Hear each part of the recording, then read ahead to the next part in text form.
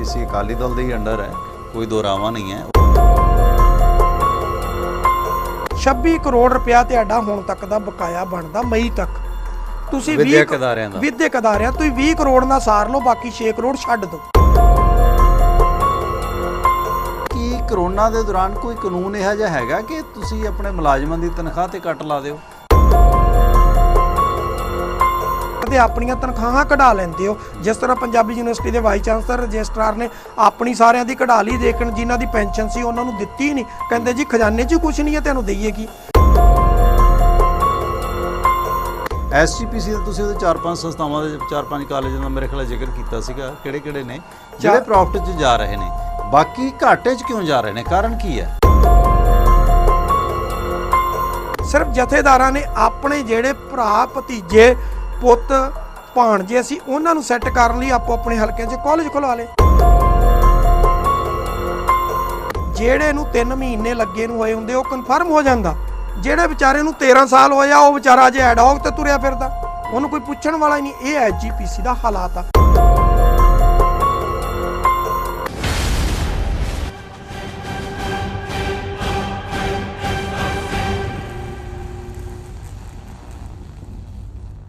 ਸਤਿ ਸ਼੍ਰੀ ਅਕਾਲ, ਸਲਾਮ ਅਰਜ਼ ਸਾਰੇ ਦੇਸ਼ ਵਿਦੇਸ਼ ਦੇ ਦਾਨਿਸ਼ਵੰਦ ਦਰਸ਼ਕਾਂ ਨੂੰ ਜੋ ਇਸ ਵਕਤ ਜੁੜੇ ਨੇ ਅਕਾਲ ਚੈਨਲ ਦੇ ਪ੍ਰੋਗਰਾਮ ਸੱਚ ਦਾ ਸਾਹਮਣਾ ਦੇ ਨਾਲ। ਮੈਂ ਤੁਹਾਡਾ ਦੋਸਤ ਪਰਮਿੰਦਰ ਸਿੰਘ ਟਿਵਾਣਾ ਤੇ ਇਸ ਪ੍ਰੋਗਰਾਮ ਦੇ ਵਿੱਚ ਆਪਾਂ ਸੱਦਾ ਦਿੱਤਾ ਰਾਜਨੀਤਿਕ ਮਾਮਲਿਆਂ ਦੇ ਮਾਹਰ ਵਕਾਲਤ ਨਾਲ ਵਾਬਸਤਾ ਸਾਹਿਬ ਸੁਰਿੰਦਰ ਸਿੰਘ ਜੀ। ਸਵਾਗਤ। ਸਤਿ ਸ਼੍ਰੀ ਅਕਾਲ। ਸਤਿ ਸ਼੍ਰੀ ਅਕਾਲ ਜੀ। ਕਈ ਸਾਰੇ ਮਸਲੇ ਮਸਾਇਲ ਤੇ ਅੱਜ ਆਪਾਂ ਦੋਸਤੋ ਸਾਂਝ ਪਾਉਣੀ ਆ, ਸੰਚਾਰ ਵਿਚਾਰ ਕਰਨੇ ਨੇ ਤੇ ਸ਼ੁਰੂਆਤ ਕਰਦੇ ਆ ਪੰਜਾਬ ਦੀ ਸਿਆਸਤ ਤੋਂ। ਤੇ ਪੰਜਾਬ ਦੀ ਸਿਆਸਤ ਦੇ ਵਿੱਚ ਧਾਰਮਿਕ ਗਲਿਆਰਿਆਂ ਦੇ ਵਿੱਚ ਸਿਆਸਤ SGPC ਦੇ ਵਿੱਚ ਸਾਰਿਆਂ 'ਚ ਕੀ ਹੋ ਰਿਹਾ, ਇਸ ਬਾਰੇ ਚਰਚਾ ਅੱਜ ਦੇ ਇਸ ਪ੍ਰੋਗਰਾਮ ਦੇ ਵਿੱਚ ਨਿੱਠ ਕੇ ਕਰਨੀ ਆ। ਤੇ ਇਸ ਦੌਰਾਨ ਜਿਹੜਾ ਗੱਲਬਾਤ ਦਾ ਸਿਲਸਿਲਾ ਆਪਾਂ ਸ਼ੁਰੂ ਕਰਨਾ ਸੁਰਿੰਦਰ ਸਿੰਘ ਜੀ ਉਹ ਕਰਦੇ ਆ ਕਿ ਜਿਸ ਤਰ੍ਹਾਂ ਪੰਜਾਬ ਦੇ ਵਿੱਚ ਬਿਜਲੀ ਦਰਾਂ ਦੇ ਵਿੱਚ 14ਵੀਂ ਵਾਰ ਵਾਧਾ ਕੈਪਟਨ ਸਰਕਾਰ ਵੱਲੋਂ ਕੀਤਾ ਗਿਆ, ਇਹ ਇਹਨਾਂ ਦੀ ਵੀ ਮਜਬੂਰੀ ਹੈ। ਤੇ ਕਈ ਸਾਰੇ ਮਸਲੇ ਬਿਜਲੀ ਦਰਾਂ ਦੇ ਨਾਲ, ਜਿਸ ਤਰ੍ਹਾਂ ਕਿਸਾਨੀ ਖੇਤੀ ਸੈਕਟਰ ਟਿਊਬਵੈੱਲਾਂ ਦੀ ਜਿਹੜੀ ਬਿਜਲੀ ਉਹਦੀ ਸਬਸਿਡੀ ਦਾ ਮਾਮਲਾ ਵੀ ਭਖਿਆ ਹੋਇਆ। ਸਟੈਪ ਬਾਈ ਸਟੈਪ ਆਪਾਂ ਬਿਜਲੀ ਦੇ ਮੁੱਦੇ ਤੇ ਗੱਲ ਕਰਦੇ ਹਾਂ। ਪਹਿਲਾਂ ਸ਼ੁਰੂ ਕਰਦੇ ਹਾਂ ਕਿ ਜਿਹੜਾ ਟਿਊਬਵੈੱਲ ਕਨੈਕਸ਼ਨਾਂ ਨੂੰ ਸਬਸਿਡੀ ਹੈ ਉਹਨੂੰ ਲੈ ਕੇ ਕੇਂਦਰ ਸਰਕਾਰ ਨੇ ਕੁਝ ਹਦਾਇਤਾਂ ਜਾਰੀ ਕੀਤੀਆਂ ਨੇ, ਕੈਪਟਨ ਉਹਦੇ 'ਚ ਘਿਰ ਰਿਹਾ ਤੇ ਅਕਾਲੀ ਦਲ ਉਹਦੇ 'ਚ ਡਬਲ ਗੇਮ ਖੇਡ ਰਿਹਾ। ਕੀ ਅਸਲ 'ਚ ਮਾਮਲਾ ਹੈ? ਟਵਾਣਾ ਸਾਹਿਬ, ਵੱਡੀ ਗੱਲ ਤਾਂ ਇਹ ਹੈ ਕਿ ਜਿਹੜੀ ਸਟੇਟ ਦੀ ਇਨਕਮ ਆ ਉਹ ਕਿੰਨੀ ਆ, ਉਹ ਕਿੱਥੋਂ ਆ ਰਹੀ ਆ। ਸਟੇਟ ਦੀ ਇਨਕਮ ਜਿਹੜੀ ਆ ਉਹ ਹੈ ਕੱਲੀ ਆਪਣੇ ਤੋਂ GST ਤੋਂ। ਉਹਨੂੰ ਆਧਾਰ ਬਣਾ ਕੇ ਤੁਹਾਨੂੰ ਅੱਗੇ ਕੋਈ ਵੀ ਜਿਹੜਾ ਲੋਨ ਆ ਉਹ ਸੈਂਕਸ਼ਨ ਹੁੰਦਾ, ਉਹਦੀ ਪਰਮਿਸ਼ਨ ਕਿੱਥੋਂ ਮਿਲਦੀ ਆ? ਉਹ ਤੁਹਾਨੂੰ ਕੇਂਦਰ ਤੇ ਤੁਸੀਂ ਡਿਪੈਂਡ ਹੋ, ਕੇਂਦਰ ਤੋਂ ਇਲਾਵਾ ਤੁਹਾਡੇ ਪੱਲੇ ਕੁਝ ਨਹੀਂ ਹੈ। ਹੁਣ ਇਹ ਪਹਿਲਾਂ ਵੀ ਇੱਕ ਵਾਰ ਹੋਇਆ ਸੀ, ਜਿਸ ਵੇਲੇ ਪ੍ਰਣਬ ਮੁਖਰਜੀ ਫਾਈਨੈਂਸ ਮਿਨਿਸਟਰ ਸੀਗੇ ਡਾਕਟਰ ਮਨਮੋਹਨ ਸਿੰਘ ਦੇ ਸਰਕਾਰ ਵੇਲੇ। ਉਸ ਵੇਲੇ ਵੀ ਇਹ ਕੁਝ ਹੋਇਆ ਸੀ ਕਿ ਜੇ ਤੁਸੀਂ ਲੋਨ ਲੈਣਾ 60% ਤੇ ਟੋਟਲ ਤੇ ਲੈ ਸਕਦੇ ਹੋ, ਜੇ 40% ਬਾਕੀ ਲੈਣਾ ਤਾਂ ਤੁਹਾਨੂੰ ਬਿਜਲੀ ਦੇ ਬਿੱਲ ਜਿਹੜੇ ਉਹ ਲਗਾਉਣੇ ਪੈਣਗੇ। ਉਸ ਵੇਲੇ ਮਨਪ੍ਰੀਤ ਬਾਦਲ ਜਿਹੜਾ ਪੰਜਾਬ ਦਾ ਫਾਈਨੈਂਸ ਮਿਨਿਸਟਰ ਸੀ, ਲੇਕਿਨ ਉਹ ਗੱਲ ਆਈ ਗਈ ਹੋਗੀ, ਉਹ ਠੱਪ ਹੋ ਗਈ। ਹੁਣ ਫੇਰ ਪੰਜਾਬ ਸਰਕਾਰ ਜਿਹੜੀ ਉਹ ਕਸੂਤੀ ਘਿਰੀ ਹੋਈ ਆ, ਉਹਨੂੰ ਫਾਈਨੈਂਸ਼ਲੀ ਜਿਹੜੀ ਇਸ ਵੇਲੇ ਬਹੁਤ ਵੱਡੀ ਲੋੜ ਆ, ਕਿਉਂਕਿ ਉਹ ਇੱਕ ਤਾਂ ਲੋਕਡਾਊਨ ਹੋ ਗਿਆ, ਕਰੋਨਾ ਦੇ ਮਸਲੇ ਦੇ ਉੱਤੇ ਆ ਕੇ ਸਾਰਾ ਸਿਸਟਮ ਠੱਪ ਹੋ ਗਿਆ, ਸਰਕਾਰ ਦੀ ਇਨਕਮ ਬੰਦ ਹੋ ਗਈ। ਜੋ ਇਨਕਮ ਬੰਦ ਹੋ ਗਈ ਤਾਂ ਸਰਕਾਰ ਜਿਹੜੀ ਆ ਉਹਨੂੰ ਕਿਤੇ ਨਾ ਕਿਤੇ ਤਾਂ ਫਾਈਨੈਂਸ਼ੀਅਲੀ ਏਡ ਚਾਹੀਦੀ ਸੀ, ਕੇਂਦਰ ਨੇ ਦਿੱਤਾ ਕੁਛ ਨਹੀਂ। ਹੁਣ ਕੇਂਦਰ ਨੇ ਉਹਨਾਂ ਤੇ ਕੰਡੀਸ਼ਨ ਲਾਤੀ ਕਿ ਤੁਸੀਂ 17,500 ਕਰੋੜ ਦਾ ਲੋਨ ਲੈ ਸਕਦੇ ਹੋ, ਜੇ 12,500 ਕਰੋੜ ਦਾ ਹੋਰ ਲੈਣਾ, ਕਿਉਂਕਿ ਪੰਜਾਬ ਨੇ 30,000 ਕਰੋੜ ਦਾ ਕਿਹਾ ਸੀ, ਉਹਨਾਂ ਕਿਹਾ ਜੇ 12,500 ਕਰੋੜ ਦਾ ਹੋਰ ਲੈਣਾ ਤਾਂ ਤੁਹਾਨੂੰ ਬਿਜਲੀ ਦੇ ਬਿੱਲ ਜਿਹੜੇ ਉਹ ਲਾਉਣੇ ਪੈਣਗੇ। ਕੈਪਟਨ ਸਾਹਿਬ ਨੂੰ ਇੱਥੇ ਸਿਆਸਤ ਨਹੀਂ ਆਈ, ਕੈਪਟਨ ਸਾਹਿਬ ਨੂੰ ਬਿਊਰੋਕ੍ਰੇਸੀ ਨੇ ਘੇਰ ਲਿਆ। ਕੈਪਟਨ ਸਾਹਿਬ ਬਿਊਰੋਕ੍ਰੇਸੀ ਦੀਆਂ ਗੱਲਾਂ 'ਚ ਆ ਕੇ ਕਸੂਤੇ ਫਸ ਗਏ। ਸਿਆਣੇ ਹੁੰਦੇ ਕੈਬਨਿਟ 'ਚ ਲਿਆਉਂਦੇ, ਲੇਕਿਨ ਕੈਬਨਿਟ 'ਚ ਲਿਆਉਣ ਤੋਂ ਪਹਿਲਾਂ ਪ੍ਰੈਸ ਕਾਨਫਰੰਸ ਕਰਦੇ, ਉਹਦੇ 'ਚ ਕੇਂਦਰ ਸਰਕਾਰ ਦੇ ਜਿਹੜੇ ਪੋਤੜੇ ਸੀ ਉਹ ਫੋਲ ਦਿੰਦੇ ਕਿ ਕੇਂਦਰ ਨੇ ਸਾਡੇ ਤੇ ਕੰਡੀਸ਼ਨ ਲਗਾਈ ਆ, ਲੇਕਿਨ ਅਸੀਂ ਕਿਸਾਨਾਂ ਨਾਲ ਖੜੇ ਆ, ਅਸੀਂ ਕਿਸਾਨਾਂ ਦੇ ਅਗੇਂਸਟ ਕੋਈ ਫੈਸਲਾ ਨਹੀਂ ਲਵਾਂਗੇ ਔਰ ਅਸੀਂ ਕਿਸਾਨਾਂ ਦੀ ਮਦਦ ਜਿਹੜੀ ਉਹ ਕਰਨੀ ਚਾਹੁੰਦੇ ਆ। ਪਰ ਕੇਂਦਰ 'ਚ ਬੈਠੀ BJP ਤੇ ਅਕਾਲੀ ਦਲ ਉਹਦਾ ਭਾਈਵਾਲ ਆ, ਉਹ ਸਾਨੂੰ ਜਾਣ ਬੁੱਝ ਕੇ ਫਸਾਉਣਾ ਚਾਹੁੰਦੇ। ਪਰ ਕੈਪਟਨ ਸਾਹਿਬ ਕਸੂਤੇ ਫਸ ਗਏ। ਕੈਬਨਿਟ ਦੇ ਵਿੱਚ ਪਾਸ ਕਰਤਾ ਟਵਾਣਾ ਸਾਹਿਬ ਇਹ ਕਿ ਅਸੀਂ ਟਿਊਬਵੈੱਲਾਂ ਦੇ ਬਿੱਲ ਲਾਵਾਂਗੇ, ਕਿਉਂਕਿ ਜਿਹੜੀ ਸੈਂਟਰ ਗੌਰਮੈਂਟ ਨੇ ਕੰਡੀਸ਼ਨ ਲਗਾਈ ਸੀ ਕਿ ਨਵਾਂ ਜਿਹੜਾ ਅਗਲਾ ਸਾਲ ਆ ਰਿਹਾ ਉਹਦੇ ਤੋਂ ਇਹ ਸਟਾਰਟ ਹੋਣਗੇ 2021 ਤੋਂ, ਇੱਕ ਜ਼ਿਲ੍ਹੇ 'ਚ ਹੋਣਗੇ, ਫਿਰ 6 ਜ਼ਿਲ੍ਹਿਆਂ 'ਚ ਹੋਣਗੇ, ਫਿਰ ਕਰਦੇ ਕਰਦੇ ਪੂਰੇ ਪੰਜਾਬ 'ਚ ਲਗਾ ਦਿੱਤੇ ਜਾਣਗੇ। ਤੇ ਦੁਬਾਰਾ ਸਬਸਿਡੀ, ਜਿਸ ਤਰ੍ਹਾਂ LPG ਦੀ ਸਬਸਿਡੀ ਜਿਹੜੀ ਉਹ ਅਕਾਊਂਟ 'ਚ ਜਾਂਦੀ ਸੀ, ਹੁਣ ਤੇ ਚਲੋ ਬੰਦ ਕਰ ਦਿੱਤੀ ਆ, ਵੀ ਉਸੇ ਤਰ੍ਹਾਂ ਕਿਸਾਨਾਂ ਨੂੰ ਜਿਹੜੀ ਆ ਇਹ ਸਬਸਿਡੀ ਜਿਹੜੀ ਉਹਨਾਂ ਦੇ ਅਕਾਊਂਟ ਦੇ ਵਿੱਚ ਦਿੱਤੀ ਜਾਏਗੀ। ਪਰ ਟਵਾਣਾ ਸਾਹਿਬ ਇਹਦੇ 'ਚ ਬੜੇ ਵੱਡੇ ਘਪਲੇ ਸੀ ਕਿ ਕਿਸਾਨ ਦੀ ਟਿਊਬਵੈੱਲ ਦਾ ਕਨੈਕਸ਼ਨ ਜਿਹੜਾ ਉਹ ਕਿਸੇ ਦੇ ਨਾਂ ਪਿਆ, ਜਿਹਦੇ ਤੋਂ ਜ਼ਮੀਨ ਖਰੀਦੀ ਹੋਈ ਉਹਦੇ ਨਾਂ ਪਿਆ, ਕਿ ਦਾਦੇ ਪੜਦਾਦੇ ਦੇ ਨਾਂ ਪਿਆ, ਉਹਨਾਂ ਦੇ ਨਾਂ ਟਰਾਂਸਫਰ ਨਹੀਂ ਹੋਇਆ। 4 ਭਰਾ ਇਕੱਠੀ ਖੇਤੀ ਕਰ ਰਹੇ ਆ, 4 ਦੇ ਵਿੱਚੋਂ ਕਿਸੇ ਦੇ ਨਾਂ ਤੇ ਵੀ ਉਹ ਕਨੈਕਸ਼ਨ ਨਹੀਂ ਹੈ, ਉਹਨਾਂ ਚੋਂ ਕਿਹਦੇ ਖਾਤੇ ਦੇ ਵਿੱਚ ਉਹ ਜਾਏਗੀ? ਇਹ ਬੜਾ ਵੱਡਾ ਜਿਹੜਾ ਰੌਲਾ ਸੀ। ਲੇਕਿਨ ਕੈਪਟਨ ਸਾਹਿਬ ਨੇ ਉਸ ਵੇਲੇ ਸੋਚਿਆ ਨਹੀਂ। ਗੱਲ ਇਹ ਹੈ ਕਿ ਭਰੇਗਾ ਤਾਂ ਉਹ, ਕਿਉਂਕਿ ਆਪਸੀ ਸਮਝੌਤੇ ਹੋ ਜਾਂਦੇ ਨੇ, ਮੋਟਰਾਂ ਨਾਂ ਨਹੀਂ ਚੜ੍ਹਦੀਆਂ, ਤੇ ਉਹ ਜਿਹੜਾ ਹੈਗਾ ਉਹ ਫਿਰ ਜਿਹੜਾ ਮਾਲਕ ਹੈ ਉਸ ਦੇ ਨਾਂ ਤੇ ਪਏਗੀ, ਬਿੱਲ ਹੋਰ ਭਰੇਗਾ, ਡਿਸਪਿਊਟ ਇਹਦੇ ਨਾਲ ਵਧੇਗਾ। ਪਰ ਜਿਹੜਾ ਹੱਲ ਹੈ ਨਾ, ਦੇਖੋ ਜਿਹੜਾ ਗਰੀਬ ਕਿਸਾਨ ਹੈ, BPL ਹੈ, ਉਹ ਤਾਂ ਇਹਦੇ 'ਚ ਆਉਣਾ ਚਾਹੀਦਾ। ਪਰ ਜਿਵੇਂ ਸਿਲੰਡਰਾਂ ਤੇ ਸਬਸਿਡੀ ਦਾ ਕਿੱਡਾ ਘੁਟਾਲਾ ਸੀ, ਸੈਂਟਰ ਸਰਕਾਰ ਵਜਨ ਚੱਕਦੀ ਹੈ ਤੇ ਲੋਕ ਆਪਣੇ ਪਕੌੜੇ ਤਲੀ ਜਾਂਦੇ ਨੇ। ਕਮਰਸ਼ੀਅਲ ਸਿਲੰਡਰ ਕੋਈ ਨਹੀਂ ਯੂਜ਼ ਕਰਦਾ ਨੀਲੇ। ਤੁਸੀਂ ਵੇਖੋ ਕਿ ਵੱਡੇ ਕਾਰਪੋਰੇਟ ਘਰਾਣਿਆਂ ਦੇ ਵਿੱਚ ਵੀ ਕੋਈ ਫੰਕਸ਼ਨ ਆ, ਸਾਰੇ LPG ਦੇ ਸਿਲੰਡਰ ਘਰਾਂ ਵਾਲੇ ਵਰਤੇ ਜਾਂਦੇ ਨੇ, ਸਬਸਿਡੀ ਵਾਲੇ।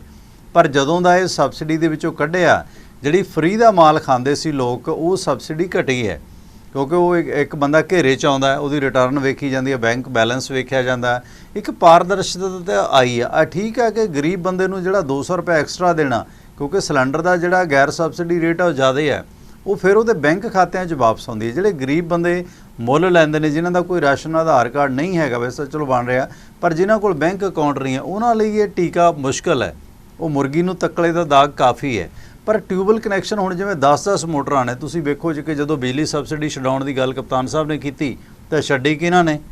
ਕਾਂਗਰਸੀਆਂ ਨੇ ਨਹੀਂ ਛੱਡੀ, ਸਿਰਫ ਖਹਿਰੇ ਨੇ ਛੱਡੀ, ਜਾਖੜ ਨੇ ਛੱਡੀ, ਹੋਰ 2-3 ਨੇ ਛੱਡੀ। ਇਵਨ ਆਮ ਆਦਮੀ ਪਾਰਟੀ ਵਾਲਾ ਮੀਤ ਹੇਰ ਬਰਨਾਲੇ ਵਾਲਾ, ਉਹਦੇ ਵੀ 5-6 ਕਨੈਕਸ਼ਨ ਨੇ, 4-5, ਉਹਨੇ ਨਹੀਂ ਛੱਡੀ। ਸੋ ਇਸ ਕਰਕੇ ਇਹਦੇ 'ਚ ਜਿਹੜਾ ਅਮੀਰ ਕਿਸਾਨ ਹੈ, ਸ਼ਾਇਦ ਉਹਨਾਂ ਨੂੰ ਲਾਂਭੇ ਕੀਤਾ ਜਾਵੇ। ਉਹ ਪੈਟਰਨ ਤਾਂ ਹੈਗਾ ਠੀਕ।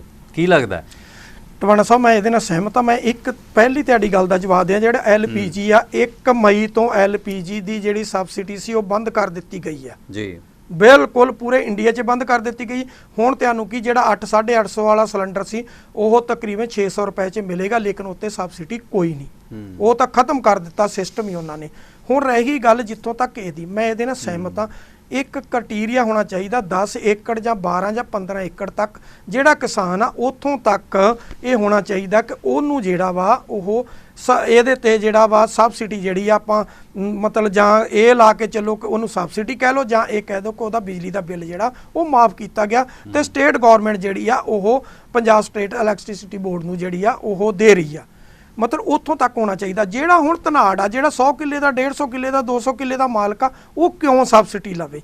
ਲੇਕਿਨ ਹਾਲਾਤ ਕੀ ਆ ਕਿ ਜਿਹੜੇ ਵੱਡੇ ਧਨਾੜ ਨੇ ਉਹਨਾਂ ਦੇ ਸਿਰਾਂ ਤੇ ਸਰਕਾਰਾਂ ਚੱਲ ਰਹੀਆਂ। ਆਮ ਲੋਕ ਤਾਂ ਵੋਟ ਪਾ ਦਿੰਦੇ ਨੇ, 5 ਸਾਲ ਬਾਅਦ ਉਹਨਾਂ ਦੀ ਵਾਰੀ ਆਉਂਦੀ ਆ, ਲੇਕਿਨ ਧਨਾਡਾਂ ਦੇ ਸਿਰ ਤੇ ਚੱਲਦੀਆਂ ਨੇ ਤੇ ਧਨਾਡਾਂ ਨੂੰ ਕੋਈ ਪੁੱਛਦਾ ਨਹੀਂਗਾ। ਜੇ ਧਨਾਡਾਂ ਦੀ ਵਾਰੀ ਆ ਜਾਏ, ਜਿਹੜਾ ਗਰੀਬ ਬੰਦਾ, ਇਹ ਕੰਡੀਸ਼ਨ ਹੋ ਜਾਏ ਕਿ ਇੱਕ ਜਿਹਦੀ ਮੋਟਰ ਆ ਉਸ ਨੂੰ ਮਾਫ ਆ, ਜਿਹਦੀ 2 ਹੋਣਗੀਆਂ ਜਿਹਦੇ ਨਾਮ ਤੇ, ਉਹਦੇ ਨਾਂ ਤੇ ਜਿਹੜਾ ਵਾ ਉਹਨੂੰ ਜਿਹੜਾ ਉਹ ਬਿੱਲ ਭਰਨਾ ਪਏਗਾ। ਲੇਕਿਨ ਇਹ ਕੁਛ ਨਹੀਂ ਹੋ ਸਕਿਆ। ਹਰ ਵਾਰ ਇਹਦੀ ਗੱਲ ਉੱਠਦੀ ਰਹੀ ਆ। ਜਦੋਂ ਬਾਦਲ ਸਾਹਿਬ ਨੇ ਵੀ ਇਹ 1997 'ਚ ਮਾਫ ਕੀਤੇ ਸੀ ਤੇ ਕਾਂਗਰਸ ਨੇ 2002 'ਚ ਆ ਕੇ ਲਗਾ ਦਿੱਤੇ ਸੀ। 2004 ਦੇ ਵਿੱਚ ਜਦੋਂ ਪਾਰਲੀਮੈਂਟ 'ਚ ਕਾਂਗਰਸ ਦਾ ਸੂਫੜਾ ਸਾਫ਼ ਹੋਇਆ, ਫਿਰ ਕਾਂਗਰਸ ਨੇ ਦੁਬਾਰਾ ਜਾ ਕੇ ਜਿਹੜੇ ਆ ਬਿੱਲ ਦੁਬਾਰਾ ਮਾਫ ਕੀਤੇ ਸੀਗੇ। ਉਸ ਤੋਂ ਬਾਅਦ ਕਿਸੇ ਨੇ ਲਾਉਣ ਦੀ ਹਿੰਮਤ ਨਹੀਂ ਕੀਤੀ। ਪਰ ਟਵਾਣਾ ਸਾਹਿਬ, ਮੈਂ ਕਹਿੰਦਾ ਕਿ ਚਾਹੇ ਤੁਸੀਂ ਬਿਜਲੀ ਦੇ ਬਿੱਲ ਸਾਰੇ ਕਿਸਾਨਾਂ ਨੂੰ ਲਾ ਦਿਓ, ਲੇਕਿਨ ਉਹਨੂੰ ਘੱਟੋ ਘੱਟ ਜਿਹੜੀ ਉਹਦੀ ਫਸਲ ਆ ਉਹਦਾ ਵਾਜਬ ਕੀਮਤ ਜਿਹੜੀ ਆ ਉਹ ਮਿਲਣੀ ਚਾਹੀਦੀ ਆ। ਹੁਣ 58 ਰੁਪਏ ਤੁਸੀਂ ਝੋਨੇ ਦਾ ਰੇਟ ਵਧਾ ਰਹੇ ਹੋ, ਕੀ ਵਧਾ ਕੇ ਦੇ ਰਹੇ ਹੋ? ਤੁਹਾਡਾ ਡੀਜ਼ਲ ਕਿੱਥੇ ਗਿਆ? ਪੈਟਰੋਲ ਵੀ ਕਿਸਾਨ ਨੇ ਫੂਕਣਾ, ਉਹਦੇ ਵਹੀਕਲ ਬਾਕੀ ਪੈਟਰੋਲ ਤੇ ਵੀ ਚੱਲਦੇ ਨੇ, ਉਹਨੇ ਕਿੱਥੇ ਜਾਣਾ? ਫਰਟੀਲਾਈਜ਼ਰ ਦਾ ਕੀ ਹਾਲਾਤ ਆ? ਪੈਸਟੀਸਾਈਡ ਦਾ ਕੀ ਹਾਲਾਤ ਆ? ਸੀਡ ਦੀ ਕੀ ਹਾਲਾਤ ਬਣੀ ਹੋਈ ਆ? ਜਿਹੜਾ ਸੀਡ ਕਿਸਾਨ ਦੇ ਕੋਲੋਂ 20-22 ਰੁਪਏ ਤੱਕ ਖਰੀਦਿਆ ਜਾਂਦਾ ਸੀਗਾ, ਉਹ ਉਹਨੂੰ 200, 300 ਰੁਪਏ ਕਿਲੋ ਮਿਲ ਰਿਹਾ। ਕਿਸਾਨ ਕਿੱਥੇ ਜਾਵੇ? ਤੁਸੀਂ ਕਿਸਾਨ ਨੂੰ ਜਿਹੜਾ ਕਸੂਤਾ ਫਸਾਇਆ ਹੋਇਆ, ਘੱਟੋ ਘੱਟ ਇਹਦੇ ਉੱਤੇ ਬੈਠ ਕੇ ਜਿਹੜਾ ਉਹ ਵਿਚਾਰ ਹੋਣਾ ਚਾਹੀਦਾ ਸੀ। ਪਰ ਕੁੱਲ ਮਿਲਾ ਕੇ ਜੇ ਹੁਣ ਇਹਦਾ ਇਹ ਨਤੀਜਾ ਕੱਢੀਏ, ਟਵਾਣਾ ਸਾਹਿਬ, ਕੇਂਦਰ ਦੇ ਵਿੱਚ ਅਕਾਲੀ ਦਲ ਭਾਈਵਾਲ ਆ, ਜਦੋਂ BJP ਨੇ ਉੱਥੋਂ ਇਹ ਕੰਡੀਸ਼ਨ ਲਗਾਈ ਹੈ ਤੇ ਅਕਾਲੀ ਦਲ ਵੀ ਬਰਾਬਰ ਦਾ ਦੋਸ਼ੀ ਆ। ਹੁਣ ਸਟੇਟ BJP ਜਿਹੜੀ ਆ ਪੰਜਾਬ ਦੀ, ਉਹ ਕਹਿ ਰਹੀ ਆ ਕਿ ਅਸੀਂ ਕਿਸਾਨਾਂ ਨਾਲ ਖੜੇ। ਤੁਸੀਂ ਕਿਸਾਨਾਂ ਨਾਲ ਕਿੱਥੋਂ ਖੜੇ ਆ? ਤੁਹਾਡੀ ਸਰਕਾਰ ਨੇ ਤਾਂ ਸਟੇਟ ਦੇ ਉੱਪਰ ਇਹ ਕੰਡੀਸ਼ਨ ਲਗਾਈ ਆ। ਹੁਣ ਕੈਪਟਨ ਅਮਰਿੰਦਰ ਸਿੰਘ ਗਲਤੀ ਇੱਥੇ ਕਰ ਗਏ। ਮੈਂ ਪਹਿਲਾਂ ਸ਼ੁਰੂ 'ਚ ਕਿਹਾ ਕੈਪਟਨ ਸਾਹਿਬ ਨੂੰ ਇੱਥੇ ਸਿਆਸਤ ਨਹੀਂ ਆਈ। ਕੈਪਟਨ ਸਾਹਿਬ ਪ੍ਰੈਸ ਕਾਨਫਰੰਸ ਕਰਕੇ ਕੇਂਦਰ ਦਾ ਜਿਹੜਾ ਚੇਅਰ ਸੀ ਉਹ ਨੰਗਾ ਕਰਦੇ ਤੇ ਕੈਪਟਨ ਸਾਹਿਬ ਦੀ ਚਮੜੀ ਜਿਹੜੀ ਉਹ ਵੱਧ ਜਾਂਦੀ। ਸੁਖਬੀਰ ਬਾਦਲ ਨੂੰ ਜਦੋਂ ਇਸ ਬਾਰੇ ਪੁੱਛਿਆ ਗਿਆ ਕਿ ਤੁਸੀਂ ਉੱਥੇ ਭਾਈਵਾਲ ਹੋ, ਤੁਸੀਂ ਵੋਟ ਵੀ ਉਸ ਦੇ ਹੱਕ 'ਚ ਪਾਉਂਦੇ ਹੋ, ਪਹਿਲਾਂ ਸੀਏ ਵੇਲੇ ਵੀ ਪਾਈ ਹੈ, ਕਹਿੰਦੇ ਉਹਨਾਂ ਨੇ ਤਰਕ ਦਿੱਤਾ, ਕਹਿੰਦੇ ਜਦੋਂ ਮਨਮੋਹਨ ਸਿੰਘ ਸਰਕਾਰ ਸੀ, ਪ੍ਰਣਬ ਮੁਖਰਜੀ ਵਿੱਤ ਮੰਤਰੀ ਸਨ, ਉਦੋਂ ਮਨਪ੍ਰੀਤ ਬਾਦਲ ਵੀ ਫਾਈਨਾਂਸ ਮਿਨਿਸਟਰ ਸੀਗਾ ਬਾਦਲ ਵਜ਼ਾਰਤ ਵਕਤ, ਕਹਿੰਦੇ ਉਦੋਂ ਵੀ ਪ੍ਰਣਬ ਮੁਖਰਜੀ ਵਿੱਤ ਮੰਤਰੀ ਭਾਰਤ ਸਰਕਾਰ ਦੀਆਂ ਹਦਾਇਤਾਂ ਸੀ ਕਿ ਕਿਸਾਨਾਂ ਨੂੰ ਬਿਜਲੀ ਸਬਸਿਡੀ ਖਤਮ ਕਰੋ। ਕਹਿੰਦੇ ਉਦੋਂ ਮਨਪ੍ਰੀਤ ਸਬਸਿਡੀ ਖਤਮ ਕਰਨ ਦੇ ਲਈ ਇੱਛੁਕ ਸੀਗਾ, ਇਸੇ ਕਰਕੇ ਅਸੀਂ ਉਹਨੂੰ ਹਟਾਇਆ ਤੇ ਅਸੀਂ ਕਹਿੰਦੇ ਉਦੋਂ ਵੀ ਕੇਂਦਰ ਦਾ ਵਿਰੋਧ ਕੀਤਾ। ਹੁਣ ਕਹਿੰਦੇ ਪੰਜਾਬ ਨੂੰ, ਕੈਪਟਨ ਨੂੰ ਕੇਂਦਰ ਦਾ ਵਿਰੋਧ ਕਰਨਾ ਚਾਹੀਦਾ। ਡਬਲ ਗੇਮ ਚੱਲਦੀ ਹੈ ਕਿ ਉਦੋਂ ਅਸੀਂ ਕੀਤਾ ਸੀ ਹੁਣ ਤੁਸੀਂ ਕਰੋ। ਨਹੀਂ ਟਵਾਣਾ ਸਾਹਿਬ, ਸਿਆਸਤ ਤਾਂ ਦੇਖੋ ਬੀਜੇਪੀ ਵੀ ਸਿਆਸਤ ਕਰ ਰਹੀ ਹੈ, ਚਾਹੇ ਸਟੇਟ ਯੂਨਿਟ ਆ ਚਾਹੇ ਉਹ ਕੇਂਦਰ ਸਰਕਾਰ ਆ। ਅਕਾਲੀ ਦਲ ਕੇਂਦਰ 'ਚ ਭਾਈਵਾਲ ਆ, ਅਕਾਲੀ ਦਲ ਵੀ ਇੱਥੇ ਸਿਆਸਤ ਕਰ ਰਿਹਾ ਤੇ ਸੂਬਾ ਸਰਕਾਰ ਵੀ ਸਿਆਸਤ ਕਰ ਰਹੀ ਹੈ। ਸੂਬਾ ਸਰਕਾਰ ਨੇ ਹੁਣ ਜਿਹੜੀ ਪ੍ਰੈਸ ਰਿਲੀਜ਼ ਦਿੱਤੀ ਆ, ਜੇ ਕੈਬਨਿਟ 'ਚ ਨਹੀਂ ਪਾਸ ਕੀਤਾ, ਜਿਹੜੀ ਪ੍ਰੈਸ ਰਿਲੀਜ਼ ਦਿੱਤੀ ਉੱਥੇ ਨੀਚੇ 2 ਲਾਈਨਾਂ ਪਾਈਆਂ ਹੋਈਆਂ ਕਿ ਕਿਸਾਨਾਂ ਨੂੰ ਟਿਊਬਵੈੱਲ ਦੇ ਬਿੱਲ ਲਗਾਏ ਜਾਣਗੇ ਤੇ ਉਹਦੀ ਸਬਸਿਡੀ ਜਿਹੜੀ ਆ ਉਹਨਾਂ ਦੇ ਖਾਤਿਆਂ ਦੇ ਵਿੱਚ ਜਾਏਗੀ। ਉਹ ਕਾਹਦੇ ਲਈ ਪਾਈਆਂ ਗਈਆਂ ਜੇ ਕੈਬਨਿਟ 'ਚ ਪਾਸ ਨਹੀਂ ਹੋਈਆਂ? ਉਹ ਤਾਂ ਵੱਖਰੀ ਗੱਲ ਸੀ ਕਿ ਜਦੋਂ ਵਾਵੇਲਾ ਹੋਇਆ। ਮੁੱਕ ਦੀ ਗੱਲ ਕੀ ਲੱਗਦਾ ਕੈਪਟਨ ਸਾਹਿਬ ਨੂੰ ਲਾਉਣਾ ਪੈਣਾ ਮੇਰੇ ਖਿਆਲ 'ਚ, ਜੋ ਸੈਂਟਰ ਦੇ ਹੁਕਮ ਨੇ ਨਕਾਰ ਤਾਂ ਨਹੀਂ ਸਕਦੇ, ਕਿੰਨੀ ਦੇਰ ਲਟਕਾ ਲੈਣਗੇ? ਨਹੀਂ ਨਕਾਰ ਦੇਣਗੇ, ਨਕਾਰਿਆ ਗਿਆ। ਦੇਖੋ ਉਹਦੇ 'ਚ ਕੀ ਆ, ਇਹ 17.5 ਕਰੋੜ ਦਾ ਲੋਨ ਜਿਹੜਾ ਉਹ ਲੈ ਲੈਣਗੇ। ਸਮਾਂ ਕਿੰਨਾ ਰਹਿ ਗਿਆ? 1.5 ਸਾਲ ਰਹਿ ਗਿਆ। ਬਾਕੀ 1.5 ਸਾਲ ਤੋਂ ਬਾਅਦ ਇਹਨਾਂ ਨੂੰ ਜ਼ਰੂਰਤ ਨਹੀਂ, ਨਾ ਇਹਨਾਂ ਨੇ ਵਾਪਸੀ ਕਰਨੀ ਆ। 17.5 ਕਰੋੜ ਸਰਕਾਰ ਦੇ ਗਲ ਪੈ ਜਾਏਗਾ, ਅਗਲੀ ਸਰਕਾਰ ਦੇ ਗਲ ਪੈ ਜਾਊਗਾ। 12,500 ਉੱਪਰ ਲਾਏ ਨਹੀਂ ਲੈਣਗੇ ਜਾਂ ਤਰਲੇ ਮਿੰਤਾਂ ਕਰ ਲੈਣਗੇ ਕਿ ਸਾਨੂੰ ਸਾਲ ਦਾ ਸਮਾਂ ਦੇ ਦਿਓ। ਸਾਲ ਦਾ ਸਮਾਂ ਦੇ ਕੇ ਜਿਹੜੀ ਅਗਲੀ ਸਰਕਾਰ ਆਏਗੀ ਉਹ ਪਹੁੰਚੇਗੀ। ਜੇ ਸੁਰਿੰਦਰ ਸਿੰਘ ਜੀ ਜਰਨਲਿਜ਼ਮ ਦੇ ਐਂਗਲ ਤੋਂ, ਨਿਰਪੱਖਤਾ ਦੇ ਐਂਗਲ ਤੋਂ ਸੋਚਿਆ ਜਾਵੇ ਇਸ ਮੁੱਦੇ ਨੂੰ, ਤਾਂ ਮੈਂ ਸਮਝਦਾ ਕਿ ਬਿਜਲੀ ਸਬਸਿਡੀ ਜਿਹੜਾ ਸੈਂਟਰ ਦੇ ਰਿਹਾ ਹੈ ਕਿ ਕਿਸਾਨਾਂ ਦੇ ਖਾਤੇ 'ਚ ਪਾ ਦਿਓ, ਮੇਰੇ ਖਿਆਲ ਗਲਤ ਨਹੀਂ ਹੈ, ਕਿਉਂਕਿ ਉਹਦੇ 'ਚ ਇਹ ਹੈ ਕਿ ਪ੍ਰੋਸੈਸ ਥੋੜ੍ਹਾ ਔਖਾ ਹੈ। ਅੱਜ ਕੱਲ੍ਹ ਹਰ ਕਿਸਾਨ ਦਾ ਖਾਤਾ ਹੈ। ਅੱਜ ਜਿਹੜਾ ਉਹਨਾਂ ਦੀ ਜਿਣਸ ਹੈ ਕਣਕ ਝੋਨਾ, ਉਹਦੀ ਪੇਮੈਂਟ ਵੀ ਤਾਂ ਉਹਨਾਂ ਦੇ ਖਾਤਿਆਂ 'ਚ ਆਉਂਦੀ ਇਸ ਵਾਰੀ ਆਈ ਹੈ ਨਾ। ਪਰ ਇਸ ਦੌਰਾਨ ਪ੍ਰੋਬਲਮ ਕੀ ਹੈ ਕਿ ਇੱਕ ਤਾਂ ਜਿਹੜੇ ਵੱਡੇ ਕਿਸਾਨ ਟਰੇਸ ਹੋਣਗੇ, ਇਹ ਠੀਕ ਹੈ ਕਿ ਉਹ ਆਪਣੀ ਜ਼ਮੀਨ ਨੂੰ ਅੱਗੇ ਖੇਪਟਾਂ 'ਚ ਵੰਡ ਲੈਣਗੇ, ਪਰ ਉਹ ਚੈੱਕ ਕੀਤਾ ਜਾਵੇ ਜਿਨ੍ਹਾਂ ਕੋਲ ਸਾਂਝੀ ਖੇਪਟਾ, ਸਾਂਝੀ ਢੇਰੀ ਹੈ, ਬੈਂਕ ਖਾਤੇ ਇੱਕ ਨੇ, ਜਾਂ ਆਪਣੇ ਤੌਰ ਤੇ ਵੈਰੀਫਾਈ ਕਰਕੇ ਉਹਨਾਂ ਦੀ ਸਬਸਿਡੀ ਖਤਮ ਕੀਤੀ ਜਾਵੇ। ਜਿਹੜੇ ਇਕੱਠੇ ਅਮੀਰ ਪਰਿਵਾਰ ਨੇ, ਹੁਣ ਜਿਵੇਂ ਬਾਦਲ ਪਰਿਵਾਰ ਆ ਜਾਂ ਹੋਰ ਪਰਿਵਾਰ ਨੇ, ਇਹਨਾਂ ਦੀ। ਦੂਸਰਾ ਜਿਹੜੀ ਵੇਸਟੇਜ ਹੈ ਨਾ, ਅਸੀਂ ਬਿਜਲੀ ਦੀ ਫ੍ਰੀ ਸਬਸਿਡੀ ਦੇ ਬਣਾ 'ਤੇ ਅਸੀਂ ਆਪਣਾ ਜਿਹੜਾ ਬੇਸ਼ਕੀਮਤੀ ਪਾਣੀ ਹੈ ਨਾ ਉਹ ਬਰਬਾਦ ਕਰ ਰਹੇ ਹਾਂ। ਇੱਕ ਉਹ ਲੌਜਿਕ ਹੈ ਨਾ ਕਿ ਜੇ ਕਹਿੰਦੇ ਸਰਕਾਰ ਮੁਫਤ 'ਚ ਤੇਲ ਦਿੰਦੀ, ਅਗਲਾ ਕਹਿੰਦਾ ਜੁੱਤੀ 'ਚ ਹੀ ਪਾ ਦਿਓ, ਡੁੱਲ ਜੂਗਾ, ਕੋਈ ਗੱਲ ਨਹੀਂ, ਜੁੱਤੀ ਉਥਾਂਦੀ ਹੋ ਜੂ, ਅਗਲਾ ਭਾਵੇਂ ਕਿੰਨਾ ਵੇਸਟ ਹੋ ਜੇ। ਹੁਣ ਫ੍ਰੀ ਬਿਜਲੀ ਹੋਣ ਕਰਕੇ ਕਿਸਾਨ ਬਹੁਤ ਜ਼ਿਆਦਾ ਵੇਸਟ ਕਰਦਾ ਪਾਣੀ ਦੀ, ਇਹ 'ਚ ਕੋਈ ਦੋਰਾਵਾ ਨਹੀਂ ਹੈ। ਉਹਦੇ 'ਚ ਇਹ ਹੈ ਕਿ ਅਸੀਂ ਆਪਣਾ ਪਾਣੀ ਹੈ ਜਿਹੜਾ ਖ਼ਤਮ ਕਰ ਲਿਆ ਫ੍ਰੀ ਬਿਜਲੀ ਦੇ ਚੱਕਰ 'ਚ।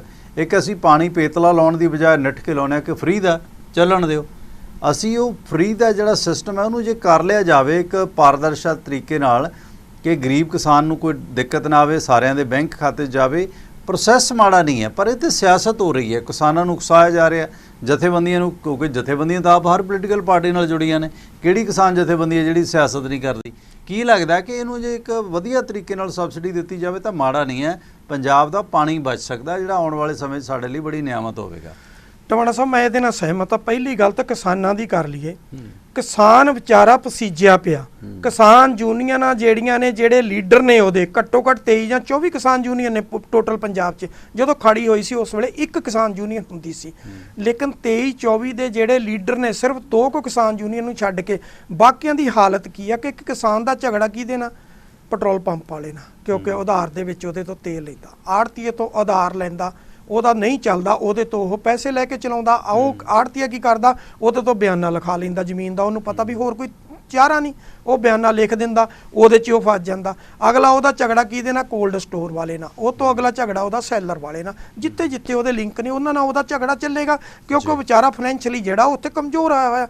ਲੇਕਿਨ ਇਹ ਸਾਰਾ ਕੁਝ, ਚਾਹੇ ਪੈਟਰੋਲ ਪੰਪ ਆ, ਉਹ ਕਿਸਾਨ ਯੂਨੀਅਨ ਦੇ ਲੀਡਰ ਦਾ, ਜਿਹੜਾ ਸੈਲਰ ਦਾ ਮਾਲਕ ਆ ਉਹ ਕਿਸਾਨ ਯੂਨੀਅਨ ਦਾ ਲੀਡਰ ਆ, ਆੜਤੀ ਆ ਜਿਹੜਾ ਉਹ ਕਿਸਾਨ ਯੂਨੀਅਨ ਦਾ ਲੀਡਰ ਆ, ਜਿਹੜਾ ਕੋਲਡ ਸਟੋਰ ਦਾ ਮਾਲਕ ਆ ਉਹ ਕਿਸਾਨ ਯੂਨੀਅਨ ਦਾ ਲੀਡਰ ਆ। ਤੁਸੀਂ ਮਤਲਬ ਕਿਸਾਨ ਯੂਨੀਅਨ ਦੇ ਜਿਹੜੇ ਲੀਡਰ ਨੇ ਉਹ ਕਿਸਾਨਾਂ ਦੇ ਹੱਕ 'ਚ ਖੜਦੇ ਕਿੱਥੇ ਆ? ਉਹ ਤਾਂ ਸਿਰਫ ਉਹਨਾਂ ਨੂੰ ਵੇਚ ਰਹੇ ਆ। ਜਿਸ ਤਰ੍ਹਾਂ ਬਾਕੀ ਸਿਆਸੀ ਪਾਰਟੀਆਂ ਦੇ ਲੀਡਰ ਜਿਹੜੇ ਆ ਉਹ ਆਪਣੇ ਜਿਹੜੇ ਵਰਕਰ ਆ ਉਹਨਾਂ ਨੂੰ ਵੇਚ ਰਹੇ ਆ, ਉਹਨਾਂ ਦੇ ਸਿਰ ਤੇ ਰੋਟੀਆਂ ਕਮਾ ਰਹੇ ਨੇ, ਉਹੀ ਕੁਝ ਕਿਸਾਨ ਯੂਨੀਅਨ ਦੇ ਲੀਡਰ ਕਰ ਰਹੇ ਆ। ਹੁਣ ਰਹੀ ਗੱਲ ਇੱਥੇ ਸੀ ਪਾਰਦਰਸ਼ਤਾ ਦੀ, ਮੈਂ ਇਹਦੇ ਨਾਲ ਸਹਿਮਤ ਆ ਕਿ ਪਾਣੀ ਜਿਹੜਾ ਉਹ ਬਚਾਉਣਾ ਚਾਹੀਦਾ। ਭੱਟਵਾਣਾ ਸਾਹਿਬ ਬਿੱਲ ਜਿਹੜੇ ਆ ਬਿੱਲ ਵੀ ਲਾ ਦੇਣੇ ਚਾਹੀਦੇ, ਚਲੋ ਲਾ ਦਿਓ, ਅਸੀਂ ਉਹਦੇ ਨਾਲ ਸਹਿਮਤ ਆ। ਸਬਸਿਡੀ ਜਿਹੜੀ ਖਾਤੇ 'ਚ ਆਉਣੀ ਚਾਹੀਦੀ, ਪਰ ਇਹਦੇ ਨਾਲ ਇੱਕ ਗੱਲ ਨੂੰ ਵਿਚਾਰ ਲੈਣਾ ਚਾਹੀਦਾ, ਜਿਹੜੀ ਭਾਖੜਾ ਤੋਂ ਬਿਜਲੀ ਪੈਦਾ ਹੁੰਦੀ ਆ ਉਹ ਦਿੱਲੀ ਨੂੰ ਜਾ ਰਹੀ ਆ, ਕਿਸ ਰੇਟ ਤੇ ਜਾ ਰਹੀ ਆ? 45 ਪੈਸੇ ਯੂਨਿਟ ਦੇ ਰਹੇ ਹੋ ਤੁਸੀਂ। ਹਰਿਆਣੇ ਨੂੰ ਤੇ ਹਿਮਾਚਲ ਨੂੰ ਤੁਸੀਂ 2 ਰੁਪਏ 13 ਪੈਸੇ ਯੂਨਿਟ ਦੇ ਰਹੇ ਹੋ ਜੀ। ਪੰਜਾਬ ਨੂੰ ਖੁਦ ਇਸ ਵੇਲੇ ਜਿਹੜੇ ਆਪਾਂ ਬਿਜਲੀ ਦੇ ਬਿੱਲ ਭਰੇ ਆ, ਆਪਾਂ ਨੂੰ ਪਤਾ ਵੀ 100 ਯੂਨਿਟ ਤੋਂ ਉੱਪਰਲੇ ਜਿਹੜੇ ਆ ਉਹ ਸਾਰੇ 6 ਰੁਪਏ 7 ਰੁਪਏ 9 ਰੁਪਏ ਤੇ 11 ਰੁਪਏ ਯੂਨਿਟ ਦੇ ਹਿਸਾਬ ਨਾਲ ਆਪਾਂ ਨੂੰ ਪੈ ਰਹੇ ਆ।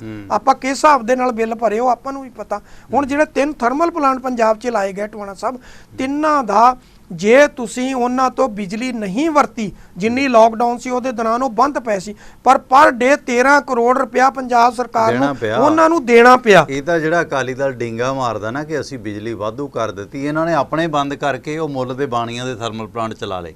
ਤੁਸੀਂ ਵੇਖੋ ਕਿ ਲਹਿਰਾ ਮੁਹੱਬਤ ਥਰਮਲ ਪਲਾਂਟ ਜਿਹੜਾ ਬਾਦਲਾਂ ਦੇ ਇਲਾਕੇ 'ਚ ਹੀ ਲੱਗਿਆ, ਰਾਮਪੁਰੇ ਲਾਗੇ, ਉਹ ਇੰਡੀਆ ਦਾ ਸਭ ਤੋਂ ਬੈਸਟ ਥਰਮਲ ਪਲਾਂਟ ਸੀ, ਸਰਵੋਤਮ ਥਰਮਲ ਪਲਾਂਟ ਸੀ, ਜਿਹਨੇ ਇੰਨੀ ਵਧੀਆ ਤਰੀਕੇ ਨਾਲ ਬਿਜਲੀ ਪੈਦਾ ਕੀਤੀ। ਉਹਦਾ ਨੰਬਰ 1 ਸੀ ਪੂਰੇ ਇੰਡੀਆ ਦੇ ਵਿੱਚੋਂ, ਪਰ ਉਹ ਠੱਪ ਹੋ ਗਿਆ। ਰੋਪੜ ਵਾਲਾ ਠੱਪ ਹੋ ਗਿਆ, ਬਠਿੰਡੇ ਵਾਲਾ ਸ਼੍ਰੀ ਗੁਰੂ ਨਾਨਕ ਸਾਹਿਬ ਦੇ ਨਾਂ ਤੇ ਬਣਿਆ ਥਰਮਲ ਪਲਾਂਟ ਠੱਪ ਕਰ ਦਿੱਤਾ। ਮਤਲਬ ਆਪਣੀ ਦੁਕਾਨ ਠੱਪ ਕਰਕੇ ਵਪਾਰੀਆਂ ਦੀ ਦੁਕਾਨ ਚਲਾ ਦਿੱਤੀ। ਤੁਸੀਂ ਬਿਜਲੀ ਵਰਤੋ ਚਾਹੇ ਨਾ ਵਰਤੋ, ਤਾਂ ਤੁਹਾਨੂੰ ਵਪਾਰੀਆਂ ਨੂੰ ਪੈਸੇ ਦੇਣੇ ਪੈਣੇ ਨੇ। ਤੁਸੀਂ ਹੋਰ ਵੇਖੋ, ਜਦੋਂ ਵਾਤਾਵਰਨ ਕਮੇਟੀ ਨੇ ਇਹਨਾਂ ਨੂੰ ਕਿਹਾ ਕਿ ਤੁਸੀਂ ਪ੍ਰਦੂਸ਼ਣ ਫੈਲਾਉਂਦੇ ਹੋ, ਤੁਸੀਂ ਮਾੜਾ ਕੋਲਾ ਲਿਆ ਕੇ ਸਾੜ ਦਿਓ, ਹੈ ਨਾ, ਥਰਮਲ ਪਲਾਂਟਾਂ ਦੇ ਵਿੱਚ, ਤੇ ਵੀ ਕੋਲੇ ਨੂੰ ਧੋ ਕੇ ਵਰਤੋ। ਕੋਲੇ ਧੁਆਈ ਦੇ ਪੈਸੇ ਵੀ ਪੰਜਾਬੀਆਂ ਦੇ ਪਾਏ, 1300 ਕਰੋੜ ਰੁਪਈਆ ਕੋਲੇ ਦੀ ਧੁਆਈ ਦਾ ਪੰਜਾਬੀ ਭਰ ਰਹੇ ਨੇ। ਆ ਮਿਸਟਰ ਨੰਦਾ ਸਾਹਿਬ ਜਿਹੜੇ ਇਹਨਾਂ ਦੇ ਬਣੇ ਨੇ ਲੀਗਲ ਐਡਵਾਈਜ਼ਰ ਤੁਹਾਡਾ ਮਹਿਕਮੇ ਵਾਲੇ ਪੰਜਾਬ ਸਰਕਾਰ ਦੇ, ਉਹ ਪੇਸ਼ੀਆਂ ਤੱਕ ਤੇ ਨਹੀਂ ਗਏ, ਉਹ ਯੂਨਿਟ ਸਾਨੂੰ ਪੈ ਗਈ ਹੈ। ਮਤਲਬ ਸਾਡਾ ਹੀ ਸਿਰ ਤੇ ਸਾਡੀਆਂ ਜੁੱਤੀਆਂ ਪੈ ਰਹੀਆਂ ਨੇ। ਅਕਾਲੀ ਵਡਿਆਈ ਕਰ ਰਹੇ ਨੇ, ਸ਼ੇਖੀਆਂ ਮਾਰ ਰਹੇ ਨੇ ਕਿ ਅਸੀਂ ਬਿਜਲੀ ਫ੍ਰੀ ਕਰ ਦਿੱਤੀ। ਮਤਲਬ ਆਪਣੇ ਸਰਕਾਰੀ ਬੰਦ ਕਰਕੇ, ਨੌਕਰੀਆਂ ਖਤਮ ਕਰਕੇ, ਤੇ ਤੁਸੀਂ ਪ੍ਰਾਈਵੇਟ ਸੇ ਹੇਠ ਲਿਆ। ਟਵਾਣਾ ਸਾਹਿਬ ਇਹਦੇ 'ਚ ਕੋਈ ਦੋ ਰਹਿ ਨਹੀਂ, ਬਿਜਲੀ ਸਰਪਲਸ ਹੋਈ ਆ। ਕੋਈ ਟਾਈਮ ਸੀਗਾ ਸਾਨੂੰ 8 ਘੰਟੇ ਟਿਊਬਲਾਂ ਤੇ ਮਿਲਦੀ ਸੀ, 8 ਘੰਟੇ ਕਹਿਣ ਨੂੰ ਸੀ 6 ਹੀ ਆਉਂਦੀ ਸੀ, ਤੇ 6 ਘੰਟੇ ਹੀ ਤੁਹਾਡੀ ਘਰ ਦੀ ਲਾਈਟ ਚੱਲਦੀ ਸੀ। ਜੇ ਦਿਨ ਦੀ ਵਾਰੀ ਨਹੀਂ ਸੀ ਤੇ ਦਿਨ ਦੇ ਵਿੱਚ ਤੁਹਾਨੂੰ ਘਰ 'ਚ ਲਾਈਟ ਨਹੀਂ ਸੀ ਮਿਲਦੀ। ਜੇ ਰਾਤ ਦੀ ਵਾਰੀ ਨਹੀਂ ਸੀ ਤੇ ਘਰ ਦੀ ਲਾਈਟ ਰਾਤ ਤੁਹਾਡੇ ਨਹੀਂ ਸੀ ਜਗਦੀ। ਹੌਲੀ ਹੌਲੀ ਸਮਾਂ ਬਦਲਿਆ, ਘਰ ਦੀ ਜਿਹੜੀ ਆ ਉਹ ਲਾਈਟ ਅਲੱਗ ਹੋ ਗਈ, ਜਿਹੜੀ ਪਿੰਡਾਂ 'ਚ ਆ ਜਿਹੜੀ ਟਿਊਬਲਾਂ ਦੀ ਉਹ ਅਲੱਗ ਕਰ ਦਿੱਤੀ ਗਈ। ਹੁਣ ਚਾਹੀਦਾ ਤਾਂ ਇਹ ਸੀ ਕਿ ਤੁਸੀਂ ਟੋਟਲ ਕੈਲਕੂਲੇਸ਼ਨ ਜਿਹੜੀ ਆ ਉਹ ਕੱਢ ਲਓ। ਕੈਲਕੂਲੇਸ਼ਨ ਕੱਢ ਕੇ ਜਿਹੜੇ ਵੱਡੇ ਜ਼ਿਮੀਂਦਾਰ ਨੇ ਜਿਹੜੇ ਬਿੱਲ ਭਰ ਸਕਦੇ ਆ ਉਹਨਾਂ ਨੂੰ ਉਹਨਾਂ ਦੇ ਬਿੱਲ ਜਿਹੜੇ ਆ ਉਹ ਲਾ ਦੇਣੇ ਬਣਦੇ ਸੀ, ਪਰ ਬਦਕਿਸਮਤੀ ਹੋਇਆ ਨਹੀਂ। ਸਿਆਸਤ ਚੱਲੀ ਗਈ ਆ, ਚਾਹੇ ਉਹ ਮੈਂ ਪਹਿਲਾਂ ਗੱਲ ਕੀਤੀ ਕਿਸਾਨ ਯੂਨੀਅਨ ਦੇ ਲੈਵਲ ਤੇ ਹੋਵੇ ਚਾਹੇ ਸਰਕਾਰਾਂ ਦੇ ਲੈਵਲ ਤੇ। ਔਰ ਸ਼ੁਰੂ ਤੋਂ ਕਿਸਾਨ ਯੂਨੀਅਨ ਕਹਿੰਦੀ ਸਵਾਮੀਨਾਥਨ ਰਿਪੋਰਟ, ਸਵਾਮੀਨਾਥਨ ਰਿਪੋਰਟ 'ਚ ਬਚਿਆ ਕੀ ਆ? ਤੁਸੀਂ ਅੱਜ ਵੀ ਕਲਪ ਰਹੇ ਹੋ। ਸਵਾਮੀਨਾਥਨ ਰਿਪੋਰਟ ਨੇ ਵੀ ਤੁਹਾਨੂੰ ਕੱਖ ਨਹੀਂ ਦੇਣਾ, ਕਿਸਾਨ ਉਹਦੇ ਨਾਲ ਵੀ ਨਹੀਂ ਬਚਣਾ, ਕਿਉਂਕਿ ਕਿਸਾਨ ਨੂੰ ਜੇ ਸਰਕਾਰਾਂ ਨੇ ਮਾਰਿਆ ਤੇ ਕਿਸਾਨ ਯੂਨੀਅਨ ਦੇ ਲੀਡਰਾਂ ਨੇ ਵੀ ਮਾਰਿਆ। ਉਹਨਾਂ ਨੇ ਉਹਨਾਂ ਦੇ ਸਿਰ ਤੇ ਰੋਟੀਆਂ ਸੇਕੀਆਂ, ਆਪ ਚੇਅਰਮੈਨੀਆਂ ਲੈ ਲਈਆਂ, ਆਪ ਤੁਸੀਂ ਐਮਐਲਏ ਬਣ ਗਏ, ਆਪ ਤੁਸੀਂ ਹਲਕਾ ਇੰਚਾਰਜ ਲੱਗ ਗਏ, ਲੇਕਿਨ ਕਿਸਾਨ ਜਿਹੜਾ ਉਹਨੂੰ ਤੁਸੀਂ ਡੋਬ ਕੇ ਰੱਖ ਦਿੱਤਾ। ਕਿਸਾਨ ਦੇ ਪੱਲੇ ਕੁਝ ਨਹੀਂ ਛੱਡਿਆ। ਆਹ ਜਿਹੜਾ ਕੁਝ ਹੁਣ ਲਾਕਡਾਊਨ ਦੇ ਦੌਰਾਨ ਕਿਸਾਨਾਂ ਨਾਲ ਹੋਇਆ, ਜਿਹੜੀ ਸਬਜ਼ੀ ਤੋਂ ਉਹਨਾਂ ਦੀ ਕਮਾਈ ਸੀ, ਜਿਸ ਤਰੀਕੇ ਦੇ ਨਾਲ ਕਿਸਾਨ ਦਾ ਇੱਥੇ ਜਲੂਸ ਨਿਕਲਿਆ, ਉਹ ਕਿੱਥੇ ਭਰਪਾਈ ਉਹਦੀ ਹੋਏਗੀ? ਕੀ ਸਰਕਾਰਾਂ ਉਹਨੂੰ ਕੁਝ ਦੇਣਗੀਆਂ? ਟਵਾਣਾ ਸਾਹਿਬ ਕਹਿਣ ਨੂੰ ਜੋ ਮਰਜ਼ੀ ਕਹੀ ਜਾਣ, ਜੋ ਹਾਲਾਤ ਇਸ ਵੇਲੇ ਕਿਸਾਨ ਦੀ ਬਣੀ ਆ ਪੰਜਾਬ ਦੇ ਵਿੱਚ, ਕਿਸਾਨ ਦਾ ਉੱਠਣਾ ਔਖਾ। 15-16 ਕੁਇੰਟਲ ਤੋਂ ਵੱਧ ਕਣਕ ਨਹੀਂ ਨਿਕਲੀ। ਜਦੋਂ ਤੁਸੀਂ ਬਾਰਡਰ ਰੇਂਜ 'ਚ ਚਲੇ ਜਾ, ਉੱਥੇ ਜਾ ਕੇ ਇਹ ਹੋਰ 3 ਕੁਇੰਟਲ ਘਟ ਗਈ ਆ। ਹਾਲਾਤ ਕੀ ਬਣੀ ਆ ਕਿ ਕਿਸਾਨ ਜਿਹੜਾ ਕਿਸੇ ਜਗ੍ਹਾ ਦੇ ਉੱਤੇ ਜਿਹੜਾ ਸੀਗਾ ਉਹ ਬਾਰਿਸ਼ ਵੱਧ ਹੋ ਗਈ, ਕਿਸਾਨ ਜਿਹੜੀ ਕਣਕ ਸੀਗੀ ਉਹ ਸੁੱਕ ਗਈ। ਕਈ ਜਗ੍ਹਾ ਦੇ ਉੱਤੇ ਜਿਹੜੀ ਸੀ ਉਹ ਬਰਸਾਤ ਹੋਈ, ਕਣਕ ਜਿਹੜੀ ਹਿੱਲ ਕੇ ਉਹ ਘੱਟ ਨਿਕਲੀ ਆ।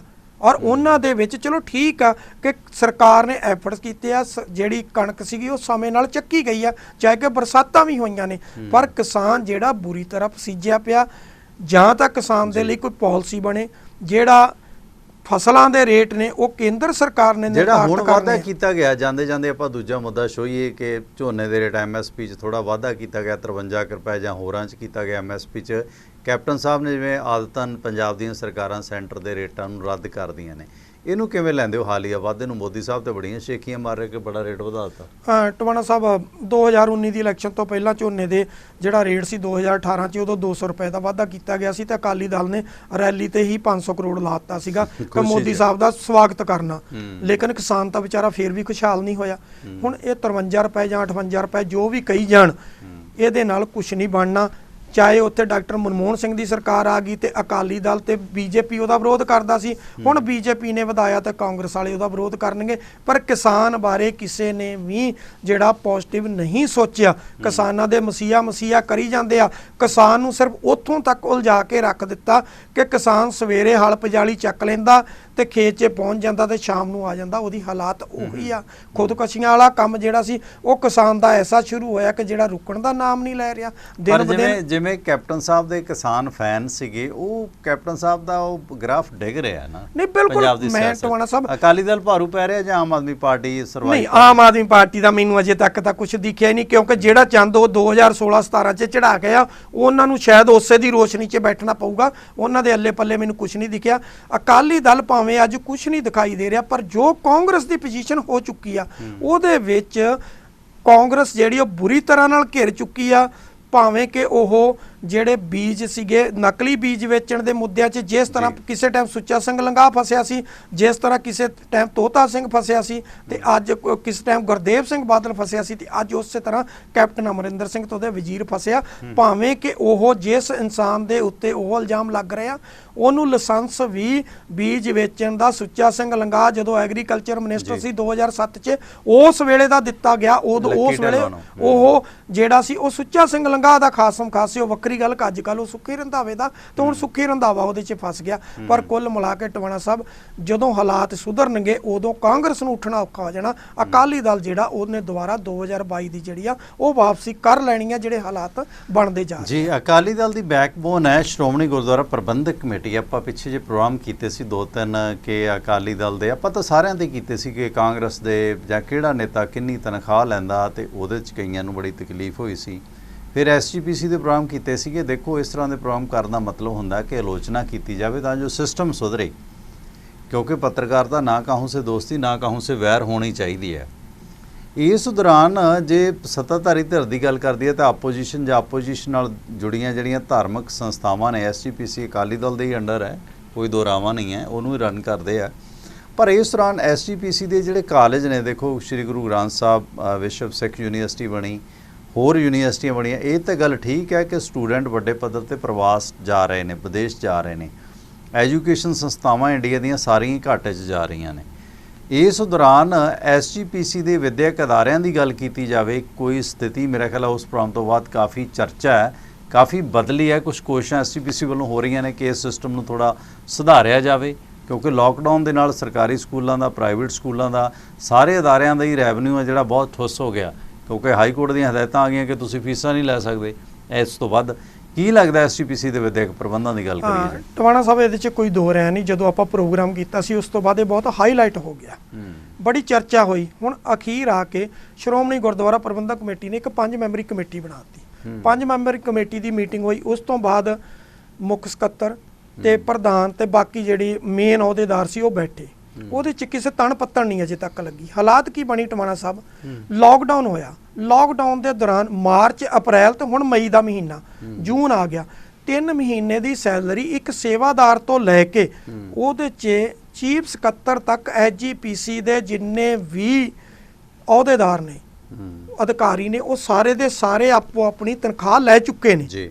ਪਰ ਜਿਹੜੇ ਉੱਥੇ ਸਕੂਲ ਨੇ, ਉੱਥੇ ਡਿਗਰੀ ਕਾਲਜ ਨੇ, ਉੱਥੇ ਇੰਜੀਨੀਅਰਿੰਗ ਕਾਲਜ ਨੇ, ਉੱਥੇ ਨਰਸਿੰਗ ਕਾਲਜ ਆ, 2 ਯੂਨੀਵਰਸਿਟੀਆਂ ਨੇ, ਉਹਦੇ ਵਿੱਚ ਮੈਡੀਕਲ ਕਾਲਜ ਆ, ਉਹਦੇ 'ਚ ਡੈਂਟਲ ਕਾਲਜ ਆ। ਸਾਰਿਆਂ ਦੀ ਹਾਲਾਤ ਕੀ ਆ ਕਿ ਸਿਰਫ 4 ਕਾਲਜਾਂ ਨੂੰ ਛੱਡ ਕੇ, ਜਿਹਦੇ 'ਚ ਗੁਰੂ ਨਾਨਕ ਕਾਲਜ ਬਟਲਾਡਾ, ਖਾਲਸਾ ਕਾਲਜ ਪਟਿਆਲਾ ਤੇ ਮਾਤਾ ਗੁਜਰੀ ਕਾਲਜ ਫਤਿਹਗੜ੍ਹ ਸਾਹਿਬ ਤੇ ਗੁਰੂ ਤੇਗ ਬਹਾਦਰ ਕਾਲਜ ਆਨੰਦਪੁਰ ਸਾਹਿਬ, 4ਾਂ ਨੂੰ ਛੱਡ ਕੇ ਦੋਨੋਂ ਯੂਨੀਵਰਸਿਟੀਆਂ, ਬਾਕੀ ਇੰਜੀਨੀਅਰਿੰਗ ਕਾਲਜ, ਸਾਰਾ ਕੁਝ ਤਕਰੀਬਨ 126-27 ਸੰਸਥਾਵਾਂ ਨੇ SGPC ਦੀਆਂ। ਉਹਨਾਂ ਸਾਰਿਆਂ ਦੀਆਂ 5 ਮਹੀਨੇ ਤੋਂ ਵੱਧ ਸਮੇਂ ਲਈ ਤਨਖਾਹਾਂ ਰੁਕੀਆਂ ਹੋਈਆਂ, ਯਾਨੀ ਕਿ ਦਸੰਬਰ 2019 ਤੋਂ ਬਾਅਦ ਕਿਸੇ ਨੂੰ ਤਨਖਾਹ ਨਹੀਂ ਮਿਲੀ। ਕੁਝ ਸੰਸਥਾਵਾਂ ਐਸੀਆਂ ਨੇ ਜਿਨ੍ਹਾਂ ਨੂੰ 9 ਮਹੀਨੇ ਤੋਂ ਨਹੀਂ ਮਿਲੀ, ਕੁਝ ਨੂੰ 8 ਮਹੀਨੇ ਤੇ, 2 ਸੰਸਥਾਵਾਂ ਐਸੀਆਂ ਜਿਨ੍ਹਾਂ ਨੂੰ 15 ਮਹੀਨੇ ਤੋਂ ਨਹੀਂ ਮਿਲੀ, ਕੁਝ ਨੂੰ 12 ਮਹੀਨੇ ਤੋਂ, ਕੁਝ ਨੂੰ 14 ਮਹੀਨੇ ਤੋਂ ਤਨਖਾਹ ਨਹੀਂ ਮਿਲੀ ਹੋਈ। ਜਦੋਂ ਆਪਾਂ ਪ੍ਰੋਗਰਾਮ ਕੀਤਾ ਉਸ ਤੋਂ ਬਾਅਦ ਇਹ ਭਾਂਬੜ ਮੱਚਿਆ, ਕਿਉਂਕਿ ਆਪਾਂ ਦਿੱਲੀ ਸਿੱਖ ਗੁਰਦੁਆਰਾ ਮੈਨੇਜਮੈਂਟ ਕਮੇਟੀ ਨੂੰ ਲਿਆ ਸੀ ਵੀ ਉੱਥੇ ਹਾਲਾਤ ਕੀ ਆ। ਡੈਥ ਵੀ ਹੋ ਗਈ ਹੈ ਜਿਨ੍ਹਾਂ ਨੂੰ ਤਨਖਾਹ ਨਹੀਂ ਮਿਲਿਆ, ਸਰਕਮਸਟੈਂਸ ਕੋਈ ਇਦਾਂ ਦੇ ਬਣੇ। ਇੱਥੇ ਜਿਹੜੀ ਪਿਛਲੀ ਮੀਟਿੰਗ ਹੋਈ ਟਵਾਣਾ ਸਾਹਿਬ, ਹੁਣ ਅਗਲੀ ਮੀਟਿੰਗ ਜਿਹੜੀ ਆ ਉਹ 5 ਤਰੀਕ ਦੀ ਆ, 5 ਜੂਨ ਨੂੰ ਮੀਟਿੰਗ ਹੋਣੀ ਆ। ਉਹਦੇ ਵਿੱਚ ਜਿਹੜੀ 5 ਮੈਂਬਰੀ ਕਮੇਟੀ ਬਣਾਈ ਗਈ ਉਹ ਬੈਠੇਗੀ, ਪੂਰੀ ਐਡਜੈਕਟਿਵ ਬੈਠੇਗੀ ਜਿਸ 'ਚ 11 ਮੈਂਬਰ ਨੇ, 4 ਅਹੁਦੇਦਾਰ ਨੇ। ਉਹਦੇ ਵਿੱਚ ਡਾਇਰੈਕਟੋਰੇਟ ਆ ਸ਼੍ਰੋਮਣੀ ਗੁਰਦੁਆਰਾ ਪ੍ਰਬੰਧਕ ਕਮੇਟੀ ਦੀ ਜਿਹੜੀ ਪੂਰਾ ਐਜੂਕੇਸ਼ਨ ਸੰਸਥਾਵਾਂ ਨੂੰ ਦੇਖਦੀ ਉਹ ਬੈਠੇਗੀ, ਤੇ ਉਹਦੇ ਵਿੱਚ ਜਿਹੜਾ ਚੀਫ ਸਕੱਤਰ ਤੇ ਬਾਕੀ ਦੇ ਸਕੱਤਰ ਜਿਹੜੇ ਉਹ ਬੈਠਣਗੇ ਜਿਹੜਾ ਐਜੂਕੇਸ਼ਨ ਦੇ ਨਾਲ ਸੰਬੰਧਿਤ ਨੇ। ਉੱਥੇ ਕੀ ਹੋਇਆ ਕਿ ਜਿਹੜੀ ਪਿਛਲੀ ਮੀਟਿੰਗ ਹੋਈ ਆ ਉਹਦੇ ਵਿੱਚ ਕੀ ਕਿਹਾ ਗਿਆ ਕਿ ਮੁੱਖ ਸਕੱਤਰ ਜਿਹੜਾ ਉਹ ਕਹਿੰਦਾ ਕਿ 26 ਕਰੋੜ ਰੁਪਇਆ ਤੁਹਾਡਾ ਹੁਣ ਤੱਕ ਦਾ ਬਕਾਇਆ ਬਣਦਾ ਮਈ ਤੱਕ, ਤੁਸੀਂ ਵਿਦਿਅਕ ਅਦਾਰਿਆਂ ਤੁਸੀਂ 20 ਕਰੋੜ ਨਾਲ ਸਾਰ ਲਓ, ਬਾਕੀ 6 ਕਰੋੜ ਛੱਡ ਦਿਓ। ਮਤਲਬ ਉਹ ਕਹਿੰਦੇ ਵੀ ਕਾਹਦੇ ਲਈ ਛੱਡੀਏ, ਕਹਿੰਦੇ ਜੀ ਕਰੋਨਾ ਕਰਕੇ ਛੱਡ ਦਿਓ। ਕਰੋਨਾ ਕਰਕੇ ਐਜੂਕੇਸ਼ਨ ਸੰਸਥਾਵਾਂ ਦੇ ਵਿੱਚ ਜਿਹੜੇ ਬੈਠੇ ਨੇ ਮੁਲਾਜ਼ਮ ਨੇ ਉਹ ਤਾਂ ਛੱਡ ਦੇਣ, ਤੁਸੀਂ ਕਿਉਂ ਨਹੀਂ ਛੱਡਦੇ? ਜੇਕਰ ਸ਼੍ਰੋਮਣੀ ਗੁਰਦੁਆਰਾ ਪ੍ਰਬੰਧਕ ਕਮੇਟੀ ਦਾ ਸੇਵਾਦਾਰ ਤੋਂ ਲੈ ਕੇ ਮੁੱਖ ਸਕੱਤਰ ਤੱਕ, ਜੇ ਉਹ ਸ਼੍ਰੋਮਣੀ ਗੁਰਦੁਆਰਾ ਲੀਡਰ ਪੈਨਸ਼ਨ ਕਿਉਂ ਨਹੀਂ ਛੱਡਦੇ? ਜਿਹੜੇ ਲੀਡਰ ਪੈਨਸ਼ਨ ਲੈਂਦੇ ਨੇ ਉਹ ਛੱਡਦੀ ਇਹਨਾਂ ਨੇ। ਨਹੀਂ, ਉਹ ਲੀਡਰ ਤੇ ਚਲੋ ਵੱਖਰੇ, ਆਪਾਂ ਸ਼੍ਰੋਮਣੀ ਗੁਰਦੁਆਰਾ ਪ੍ਰਬੰਧਕ ਕਮੇਟੀ ਦੀ ਗੱਲ ਕਰੀਏ ਕਿ ਜੇਕਰ ਇੱਕ ਸੇਵਾਦਾਰ ਤੋਂ ਲੈ ਕੇ ਮੁੱਖ ਸਕੱਤਰ ਤੱਕ ਨਹੀਂ, ਕਾਨੂੰਨ ਚਲੋ ਉਹ ਵੀ ਕਿਉਂ ਛੱਡਣ, ਆਪਾਂ ਇਹ ਨਹੀਂ ਕਹਿੰਦੇ, ਉਹ ਵੀ ਮੁਲਾਜ਼ਮ ਨੇ ਜਿਹੜੇ ਸਕੱਤਰ ਹੈ ਚਾਹੇ ਸੈਕਟਰੀ ਹੈ, ਪਰ ਹੈ ਤੇ ਉਹ ਵੀ ਮੁਲਾਜ਼ਮ, ਉਹਨਾਂ ਨੇ ਕੰਮ ਕੀਤਾ। ਕੀ ਦੇਸ਼ ਦਾ ਕਾਨੂੰਨ ਇਹ ਕਹਿੰਦਾ ਕਿ ਕਰੋਨਾ ਕਾਰਨ ਇਹ ਠੀਕ ਹੈ ਕਿ ਪ੍ਰਾਈਵੇਟ ਸੈਕਟਰ ਦੇ ਵਿੱਚ ਵੀ ਈਵਨ ਮੀਡੀਆ 'ਚ ਵੀ ਤਨਖਾਹਾਂ ਤੇ ਕੱਟ ਲੱਗ ਰਿਹਾ? ਟਾਈਮਜ਼ ਆਫ ਇੰਡੀਆ ਨੇ ਆਪਣਾ ਸੰਡੇ ਦਾ ਜਿੰਨਾ ਸਟਾਫ ਹੁੰਦਾ ਸੀ ਮੈਗਜ਼ੀਨ ਦਾ ਉਹ ਸਾਰਾ ਹਟਾ ਦਿੱਤਾ, ਵੱਡੇ ਵੱਡੇ ਅਦਾਰੇ ਹਿੱਲ ਗਏ। ਹਾਂ, ਗੋਦੀ ਘੋੜੀ ਮੀਡੀਆ ਨਹੀਂ ਹਿੱਲਿਆ, ਇਹਨਾਂ ਨੂੰ ਤਾਂ ਕਿਉਂਕਿ ਉੱਥੋਂ ਆਉਂਦੇ ਆ ਗੱਫੇ ਸਰਕਾਰਾਂ ਤੋਂ। ਪਰ ਕੀ ਕਰੋਨਾ ਦੇ ਦੌਰਾਨ ਕੋਈ ਕਾਨੂੰਨ ਇਹੋ ਜਿਹਾ ਹੈਗਾ ਕਿ ਤੁਸੀਂ ਆਪਣੇ ਮੁਲਾਜ਼ਮਾਂ ਦੀ ਤਨਖਾਹ ਤੇ ਕੱਟ ਲਾ ਦਿਓ? ਮੈਂ ਟਵਾਣਾ ਸਾਹਿਬ ਉੱਥੇ ਹੀ ਆਉਣ ਲੱਗਾ ਸੀ, ਪਹਿਲਾਂ ਮੈਂ ਉਹ ਗੱਲ ਪੂਰੀ ਕਰ ਲਵਾਂ ਜੀ ਕਿ ਕੀ ਹੈ ਕਿ ਦੇਖੋ, ਜੇਕਰ ਸੇਵਾਦਾਰ ਤੋਂ ਲੈ ਕੇ ਮੁੱਖ ਸਕੱਤਰ ਤੱਕ ਸ਼੍ਰੋਮਣੀ ਗੁਰਦੁਆਰਾ ਪ੍ਰਬੰਧਕ ਕਮੇਟੀ ਦੇ ਜਿਹੜੇ ਆ ਉਹ ਮੁਲਾਜ਼ਮ ਨੇ, ਤਾਂ ਫਿਰ ਭਾਈ ਕਾਲਜ ਵੀ ਤੇ ਯੂਨੀਵਰਸਿਟੀਆਂ ਤੇ ਸਕੂਲ ਵੀ ਤੇ ਉਹ ਵੀ ਤਾਂ ਮੁਲਾਜ਼ਮ ਸ਼੍ਰੋਮਣੀ ਕਮੇਟੀ ਦੇ ਆ ਨਾ। ਫਿਰ ਇਹਨਾਂ ਕੱਲਿਆਂ ਦਾ ਕਿਉਂ? ਹੁਣ ਪੱਖਪਾਤ ਨਹੀਂ। ਉੱਥੇ ਡਾਇਰੈਕਟੋਰੇਟ ਜਿਹੜੀ ਸ਼੍ਰੋਮਣੀ ਗੁਰਦੁਆਰਾ ਪ੍ਰਬੰਧਕ ਕਮੇਟੀ ਦੀ ਐਜੂਕੇਸ਼ਨ ਨਾਲ ਸੰਬੰਧਿਤ ਆ, ਉਹਨਾਂ ਨੇ ਮਸਲਾ ਰੱਖਿਆ। ਉਹਨਾਂ ਕਿਹਾ ਵੀ ਜਾਂ ਤਾਂ ਸਭ ਦੇ ਕੱਟੋ, ਅੰਡਰਟੇਕਿੰਗ ਲੈਣੀ ਆ ਸਾਰੇ ਲਓ, ਇਹਨਾਂ ਦੀ ਵੀ ਕੱਟੋ ਤੇ ਤੁਹਾਡਿਆਂ ਦੀ ਵੀ ਕੱਟੋ। ਕਹਿੰਦੇ ਨਹੀਂ ਜੀ, ਅਸੀਂ ਤੁਹਾਨੂੰ ਰਿਲੀਜ਼ ਕਰ ਦਿੰਨੇ ਆ, ਪਰ ਤੁਸੀਂ ਕੱਟੋ। ਹੁਣ 5 ਤਰੀਕ ਦੀ ਮੀਟਿੰਗ 'ਚ ਫਿਰ ਹੰਗਾਮਾ ਹੋਣਾ, ਕਿਉਂਕਿ ਹੁਣ ਡਾਇਰੈਕਟਰ ਦੀ ਗੱਲ ਹੈ ਤਾਂ ਦੇਖੋ ਵਾਜਬ ਹੈ ਵੀ ਜੇ ਕੱਟਣੀ ਆ ਸਾਰਿਆਂ ਦੀ ਕੱਟੋ, ਨਹੀਂ ਤੇ ਕਿਸੇ ਦੀ ਵੀ ਨਾ ਕੱਟੋ। ਪੱਖਪਾਤ ਨਹੀਂ ਹੋਣਾ ਚਾਹੀਦਾ। ਆਪਾਂ ਇੱਕ ਬ੍ਰੇਕ ਲੈਣੇ ਆ, ਬ੍ਰੇਕ ਤੋਂ ਬਾਅਦ ਇਸ ਮਸਲੇ ਤੇ ਚਰਚਾ ਕਰਾਂਗੇ ਸੁਰਿੰਦਰ ਸਿੰਘ ਜੀ। ਸੋ ਲੈਣੇ ਆ ਇੱਕ ਬ੍ਰੇਕ।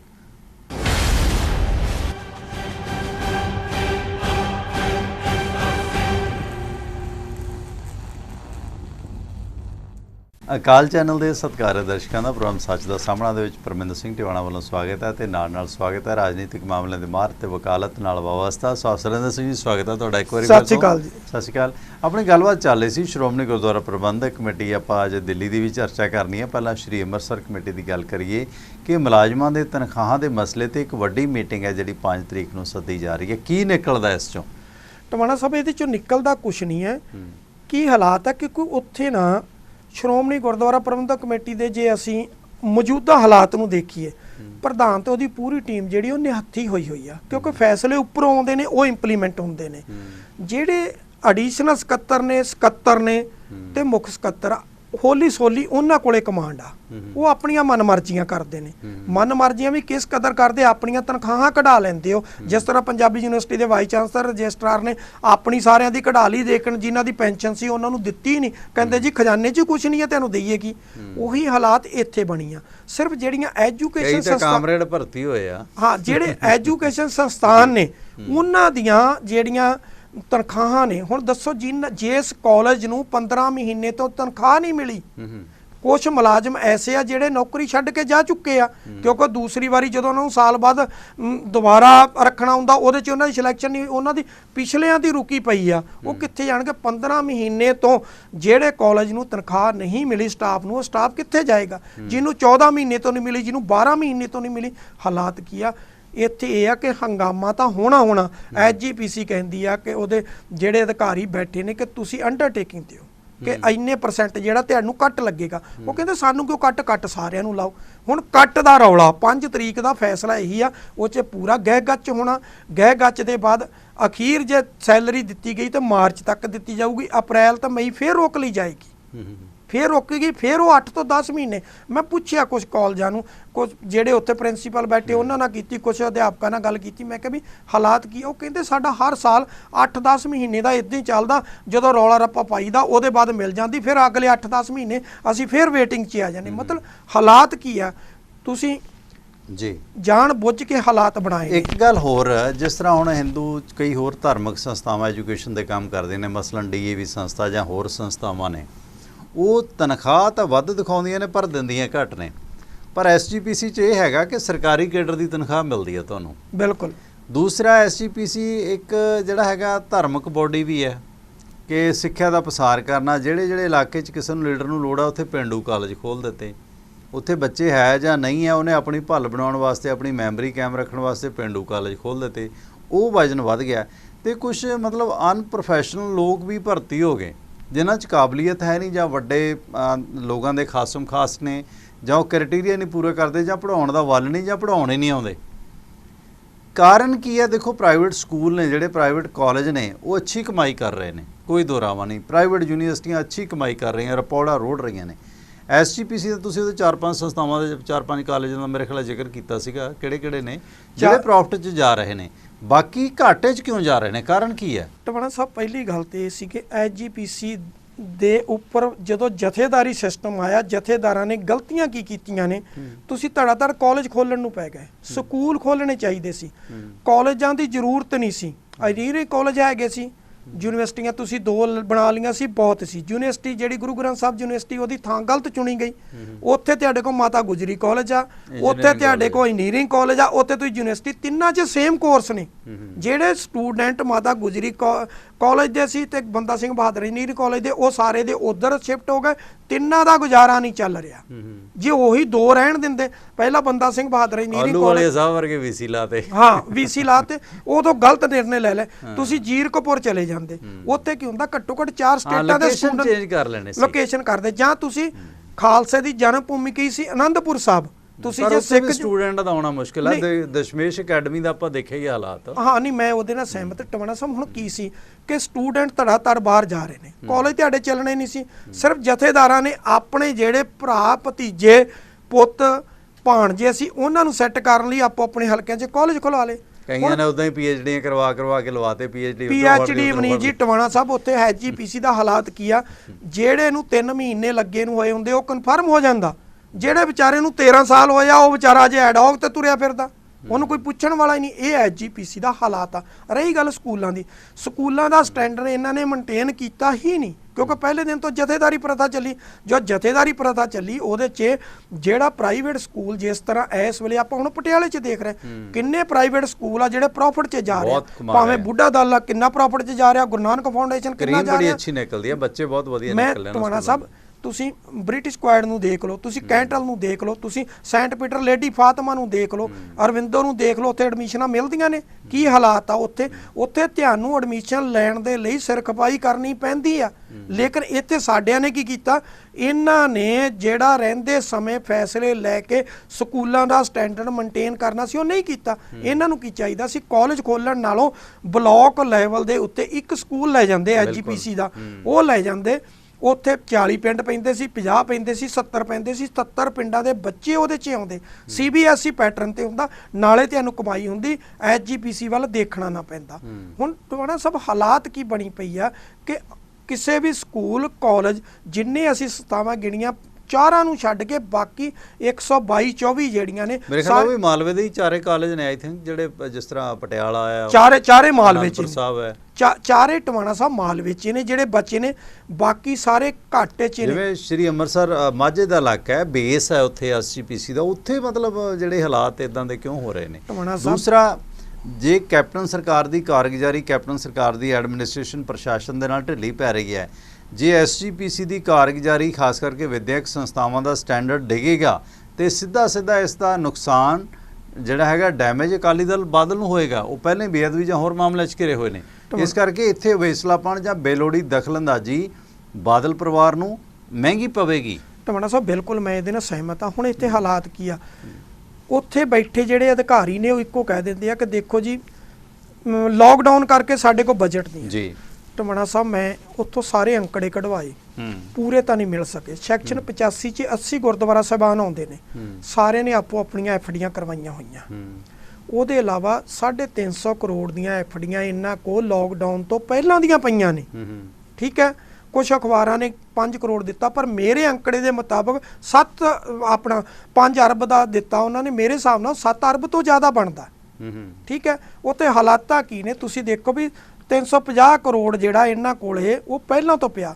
391 ਕਰੋੜ ਜਿਹੜਾ ਉਹਦੀ ਹਾਲਾਤ ਕੀ ਆ, 40 ਕਰੋੜ ਦੀ ਐਫਡੀ ਦਰਬਾਰ ਸਾਹਿਬ ਦੇ ਨਾਂ ਪਈ ਆ।